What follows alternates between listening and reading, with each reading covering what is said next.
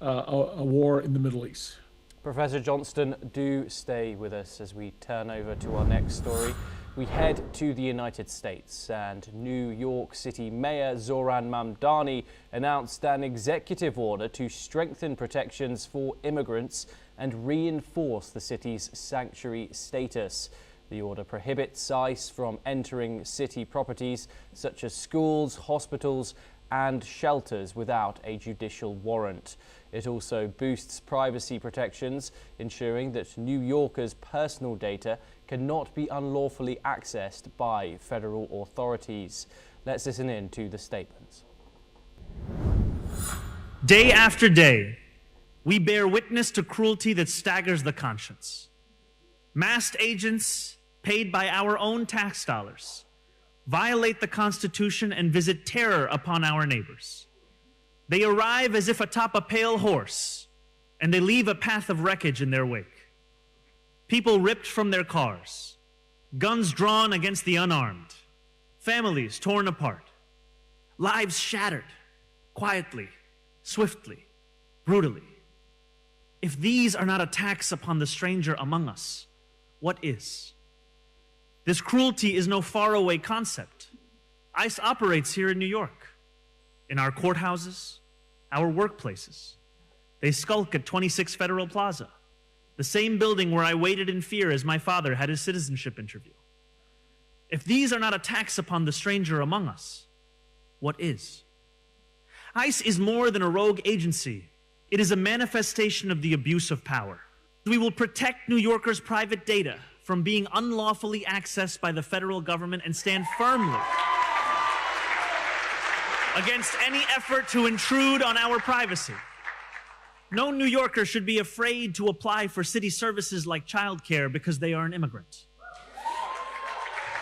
This order mandates that essential city agencies are complying with city laws and directs them to conduct thorough audits of all policies guiding agency interactions with immigration authorities. Furthermore, a new task force will be established to oversee immigration-related matters, and city agencies will undergo audits to ensure compliance with city laws. The New York Immigration Coalition has praised the move, calling it an essential step in protecting residents from abusive enforcement.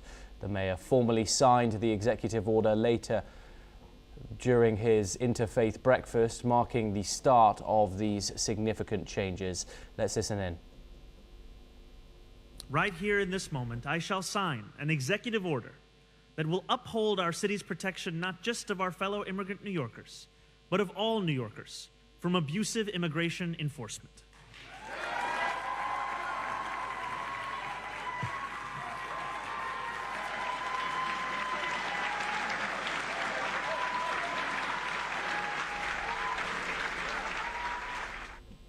Professor David K. Johnston joins us once again to discuss the ongoing situation in Mamdani's New York.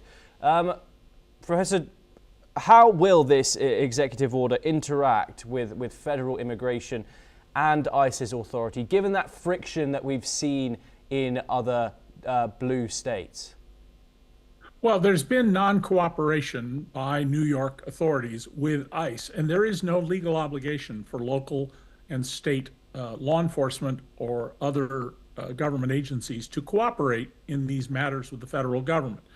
On the other hand, declaring that ICE is not going to go into our public schools in New York, well, you'll have to enforce that. If ICE decides with their armed men they're going to go into a school to grab some kid or teacher or principal, then the NYPD is going to have to either stand up and act, which could turn out very badly, or it's just a piece of paper from Mayor Mamdani. Have we seen anything like this before in US history? When it comes to federal and state, federal troops, forces, whatever you'd like to call them, clash like this, and what was the outcome? Well, in the civil rights movement in the United States in the 50s and 60s, there was a lot of this. President Eisenhower sent the 101st Airborne Division to Little Rock so that black children could go to Little Rock Central High School, for example. Federal marshals were sent by President Kennedy to protect Ruby Bridges and other small children at Alabama schools. So yes, there have been conflicts like this in the past, but in the past ones, at least in my lifetime, the last roughly 80 years, these have been the federal government acting on behalf of liberty and freedom. The Trump administration is doing the exact opposite, to the point where there are many cell phone videos of ICE agents when someone says, I'm an American citizen, or I have a green card, meaning you're properly in the country. We don't care. So that's what changes this. And I think it's very significant, Thomas, that Mamdani did this at the Interfaith breakfast meeting. You'll notice he invoked some language from the New Testament, pale rider. He's been trying to build a broad moral coalition against what the Trump administration has been doing. And you'll notice they haven't tried the kind of tactics in New York City, particularly Manhattan, that they've used in Minneapolis. If they do that, I expect you would see as many people in the streets as a share of the population, and probably a larger share than in Minneapolis. Do you think Donald Trump will deploy federal troops, ICE agents, to New York City? Of course, it's where he made his name. He owns lots of property there. Do you see that happening and possibly causing friction there, given that also that meeting that Mamdani and Trump had in the Oval Office? That's going to be, Thomas, a crucial decision for Donald about strategy. Right now, Donald is aware that the massive views of the American people, overwhelmingly polls show, do not approve of what ICE is doing. So to up the effort in Manhattan, to bring the tactics we've seen in Minneapolis to Manhattan and the rest of New York City, runs an enormous risk for him. And Donald, at the end of the day, is always very feral. In all the nearly 40 years I've known him, when he's in trouble, he's very aware of that, and he thinks very smartly about, how do I get out of this? Fight or flee? And how he'll decide about this, I don't know. I will be surprised if we see Minneapolis-style ICE tactics in New York City, but we may, because Mamdani has basically thrown a gauntlet down.